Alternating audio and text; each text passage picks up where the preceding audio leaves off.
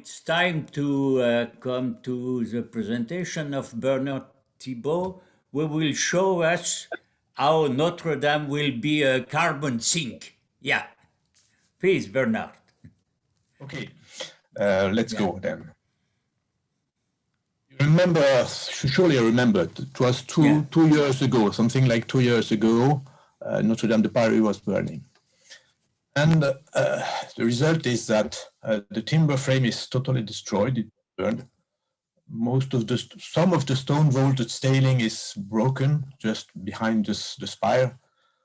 Arches and walls are weakened, so the question was, can we do something? And the decision was taken to proceed to an identical reconstruction and restoration as soon as possible. President Macron says 5 years. It was an optimistic, but maybe it will work.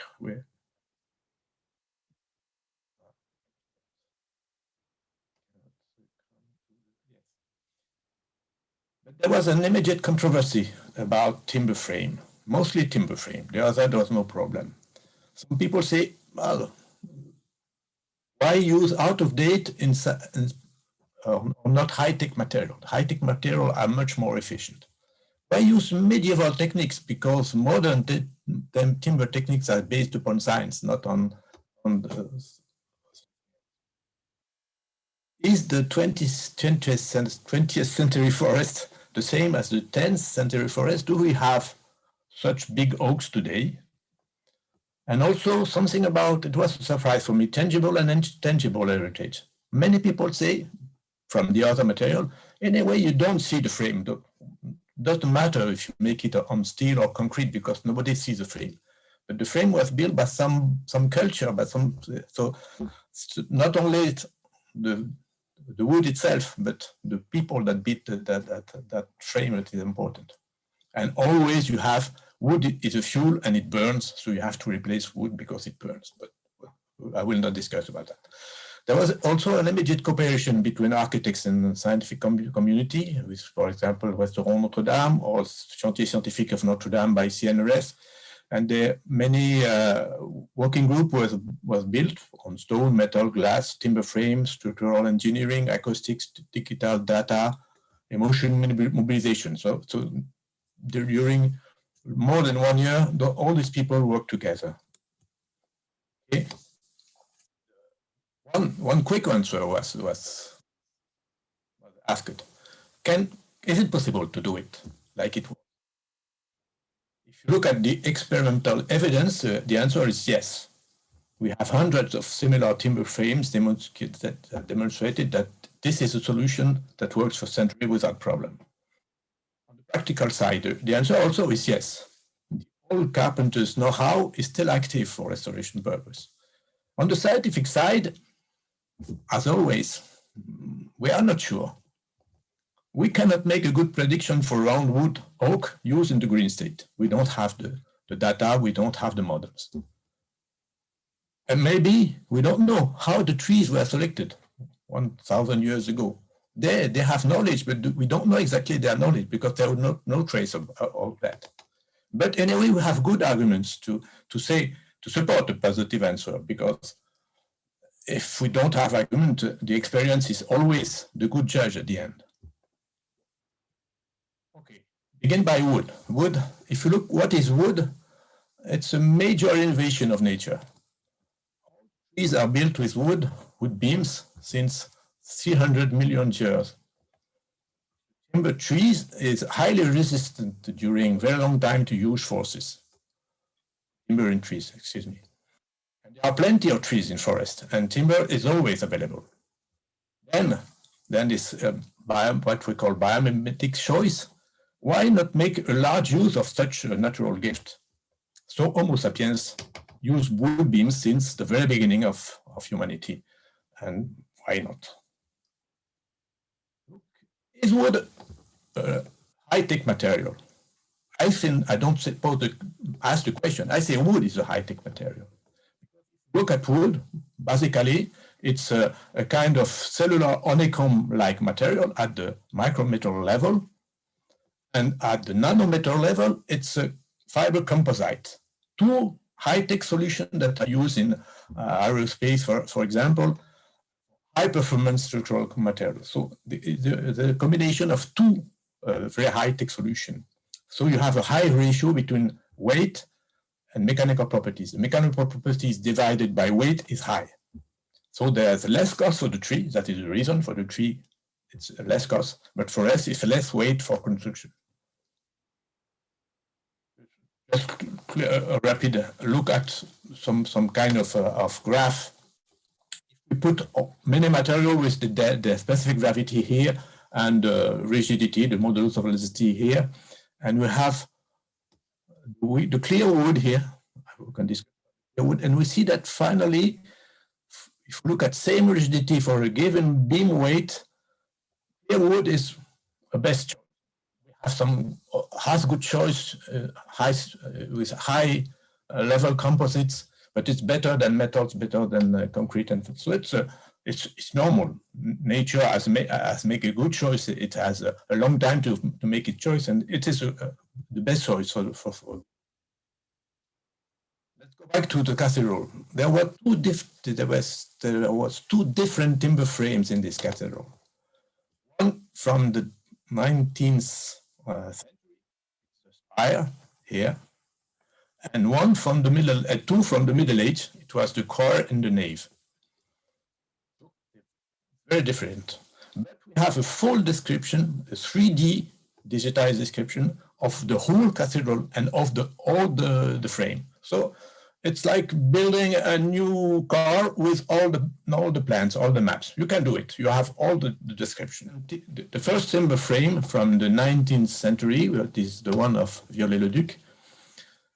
It's all classical today. Timber was sawn oak beams. It comes from big trees, 60 centimeters diameters, and old trees, more than 200 years, something probably.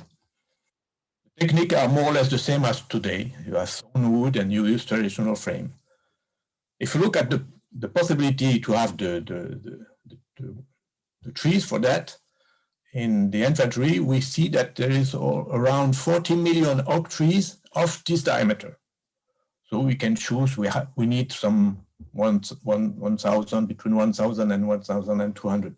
So there's no problem to find oak trees of this range in the actual forest in France. Back to the Middle Age. We will look more at the Middle Age because it's more different. In the Middle Age case, we have long oak logs, 10 to sometimes even 15-meter longs, from small diameter, only 25 to 30 centimeters, and young trees, only 50 to 80 years old. So it's very young for an oak. So it was a very slender tree with a high ratio between total height and diameter. The logs were just squared as little as possible with a specific coating solution. And this square beam were installed at the green state. It was common at that period. And the same technique was used for most of Middle Age cathedral. But this is in French now. We can use so similar techniques are still in use for outside the standard construction. In the standard construction, we don't use this technique, but it still is used.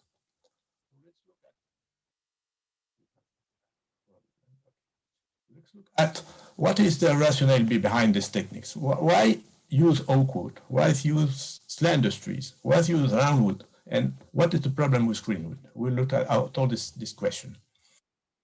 Today we use mostly conifers for timber. And as you've seen, the best timber in pure bending have the smaller density. The best timber for pure bending is balsa. And conifers are low density timber, lower than the middle. But anyway, all wood species as champions in bending, because in trees they have to be a champion in bending. So we can use any kind of species. Conifers have usually a higher MOE for a given density than oak, but oak has a higher transversal resistance. And oak wood is resistant to rot in insects attacked with a treatment. That's very interesting. And anyway, in France, oak is by far the most widespread species in the French forest. So we can use, it is everywhere present. You have a lot of oak. So it was also a reason to use oak. So here you have some difference between spruce and oak. You see that the biggest difference is on the specific modulus and the modulus of elasticity. But globally, in the longer direction, as pure bending, the conifer is better, but in transverse direction for the junction and things like that, the oak is better. But there are two good solutions. Why slender tree? Do we have slender tree like that? Because there's a large discussion about among foresters. What were the trees in the Middle Ages that were used? Is it coppice tree, old coppice trees? It is forestry, very dense forest trees with a few distance between the trees. It's difficult to have the result. But if we look in the forest today with the forest inventory, we see that trees in the range of diameter which we want to choose, we have a lot of this kind of trees. There's 300 million of oak trees in the forest of this kind of diameter. And from then there's around 40 million again with the high slenderness. So no problem, again, no problem in the forest. And what is interesting, that is a result from CTBA, it's that very slender trees have higher property. It's known today that growing the tree with a very small distance between trees gives higher mechanical properties, higher specific modulus. And probably the people who are knowing that. So you have a better level of mechanical properties for this kind of trees. Roundwood. Roundwood is used very often. What is the benefit of it? What is the difficulty with roundwood? We know that is the connections. But what is the benefit? In fact, full log roundwood, you have a log and you make a roundwood, it is like it was designed by the tree for long-lasting resistance. And experimentally, it was proved that the mechanical property of a roundwood is the same as those of clearwood. You don't degrade the property if you use roundwood. And if you have sawn timber, classical sawn timber, anyway, you have a numerous occurrence of grain angle over 5 degrees, and it is known that after 5 degrees, you begin to have a strong decline in properties of the wood.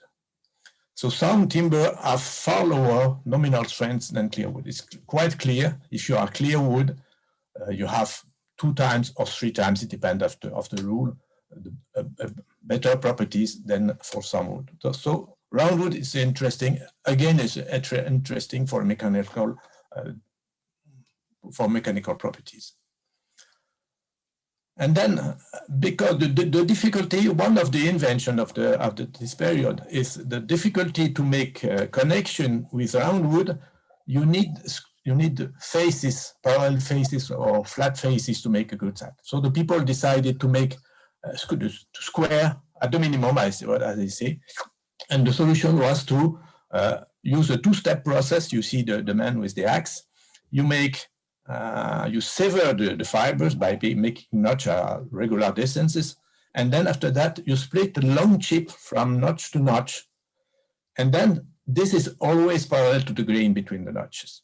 So at the end, you keep a square timber, not always strictly linear, not always strictly straight, but the grain is always at the surface. The grain is always parallel to the wood. So you keep the resistance. So it's a very clever method to have both a way to make a connection and keep the resistance. Greenwood versus drywood. Normally, we don't want to use greenwood for roundwood because the problem is we will have that. Very large longitudinal shrinkage, very large, very large cracks, very long cracks, longitudinal cracks, that can be a problem. But it appears that for flexion, for bending, this is not a problem. you have a very small longitudinal shrinkage. For a beam of 10 meters long, only 10 millimeters of shrinkage, so it's not a problem again. If we look at the properties, all the properties of dry wood are higher than the properties of green wood. But the dimension, the section, the second moment of inertia of dry wood is smaller. If we look at the values, finally, globally, dry wood is better, has a slightly higher resistance than green wood. So no problem again.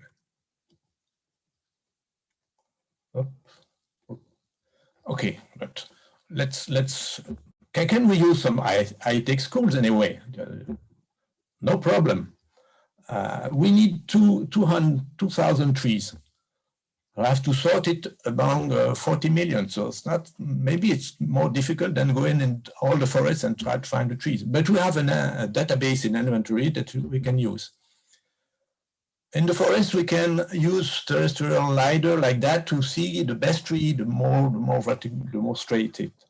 We can use tomography like that, X-ray to visualize the defects, the internal defects.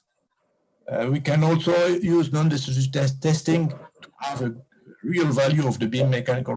We can even use near-infrared spectrometry to make low planning and have a better resistance. So we don't have the knowledge of the medieval people, but we have tools to create this knowledge. Okay, I don't know why there is a problem. Another aspect is for the restoration of the stone parts, wooden glue-lamp beams carefully prepared by in the industry with digital tools, are very performant to help to restore the stone parts. And finally, it's better to use this high-tech wood here for that than for the beams inside the cathedral. Okay. My conclusion is restoring the timber frame at the identical is not only a conservative choice, it's also a good technical choice. Preserved middle-age know-how and high-tech forest timbers techniques can be used together. They are complementary. We have new knowledge, we can use it and use the old knowledge because it's not so old anyway. The use of green roundwood is the minimum energy consumption, and the maximum carbon sequestration. Amongst all the timber use we know, it is the best one in this way because we don't have to dry. We immediately use the wood. We have very few mechanical operation to do. And anyway, in the case of oak, we don't have any chemical treatment. So it's the best way for that. It was not used as a reason for the use of oak. For me, I say that. And going back to the fire, what can we say? Notre Dame timber was kept safe from fire for centuries. Today, we have far better techniques to burn with wooden beams. It's not so easy to burn beams. And it's not a surprise that often the frames are burning when there's a lot of works together near the beams by people not knowing the wood. And what I ask is, can we find good preventing solutions on the social aspect and technical solution? Normally, all the people say, now we are in the 21st century, we are no more in the Middle Age. So I say, okay, but maybe we can have also good technical solution and good social solution to prevent the fire. Because the problem is not you can say no more wood in the cathedral. Then I'm partly a forester in the Mediterranean region. If you don't want to have forest fires, then suppress the tree in the forest.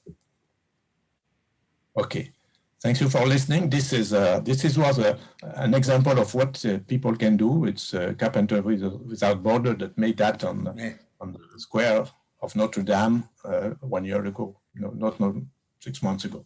Thank you. now it's time to questions to Bernard. Do you have any question? Yeah. Who has a question? I have. Yeah. Again. Please, Peter. Ben, I very, very much enjoyed your talk.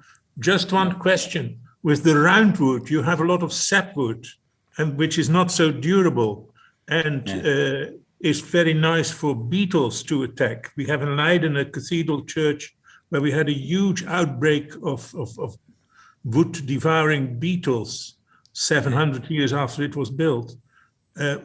Is there no threat for the Notre Dame? It was a surprise. All the people, the historian people and the people making dendrochronology very often found sapwood, oak sapwood, in the beams. They are still in the beams and they are not attacked. And sometimes there was attack before in the forest, and the people use heat treatment. They make a fire near the wood to kill the larvae inside the wood. So for me, it's a big surprise that the heartwood of oak is not attacked. But it was a surprise that sapwood was. But anyway, in this kind of tree, the sapwood is not so big because they are very slender. And when you make the squaring, there's sapwood only on the margin of the beam. Yes, I understand. So it's not so big a problem.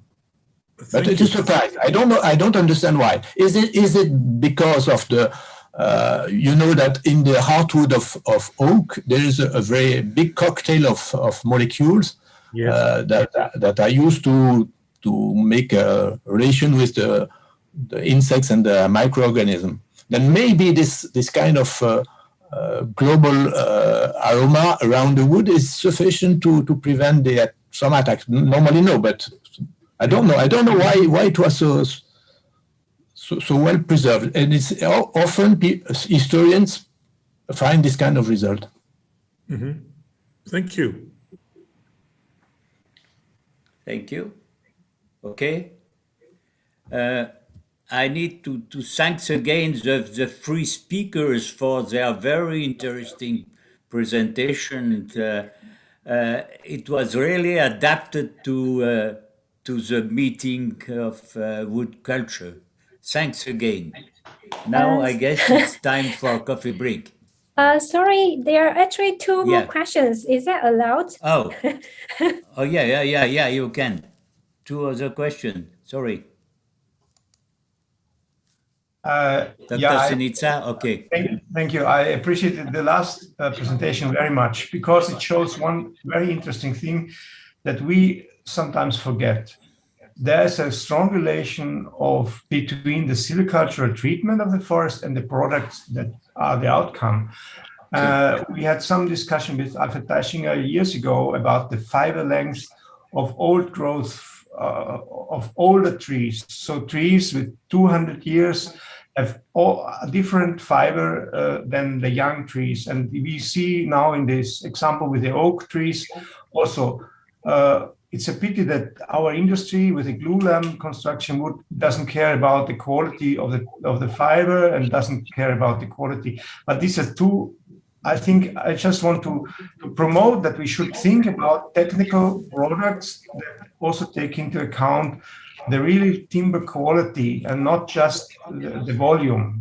That's all what I wanted to say. Thank you. Yes, I agree, but it's a more complex question. As you see, in this case, we use young trees for the oak. In some case, you use very old trees, and it's very interesting. In some case, you use younger trees, but anyway, you have to adapt to the silviculture, the forest, and the product. I agree with you. You have to look at the properties of the material and what you are making. Do you have any plan? Yeah. Please, Yunsu. The fire retardant treatment. Do you understand? Yes. Yes. do you have any plan to treat the oak with fire retardant to protect the further fire or not? We have a discussion with some people about that. How to cope with this? It's a cultural heritage. It's not so easy to make a fire retardant treatment on something on a cultural heritage. In a way, if, as I say, you will slower the beginning of the fire. But if you have big solution to put fire inside a beam and nobody is looking at that, at the end it will burn because it's only a retarding effect. So when we were discussing about that freely with a lot of people, the young people say we have high-tech techniques. We have camera, video camera, we have detectors, we have intelligence, artificial intelligence, something like that to look and prevent. And some people from the science, social sciences, but the best way is to have some kind of company of the friends of the cathedral, the friends of the frame, and they will look at that and will be benevolent to help the prevention as we make for the French forest with the community. So there should be solution, but the solution is not always, it's a combined solution. In my opinion, we should use the best solution possible, but the possibility to, you cannot protect a violin by heat treatment. And normally the frame is a cultural heritage. So you cannot, even if you construct it again, it will not be very nice if you put a coating above the but we discussed about that. Yeah, understand. Thank you. Thank you. May I butt into this discussion? Kim, you are from Korea. Yeah. You are restoring temples all the time. Yeah. In Japan as well. Yeah. Do you use fire retardants in your Korean and Japanese restoration projects? It's kind of recommendation from our government, but after treatment we have some side effects because of the fire retardant treated wood has increased the absorbability metal. Therefore, we should push it. And even we treated the other properties with fire retardant, but it cannot protect the fire 100%. It just retards fire. Therefore, Okay, thank you. And Thibaut's the explanation. Yeah. Okay.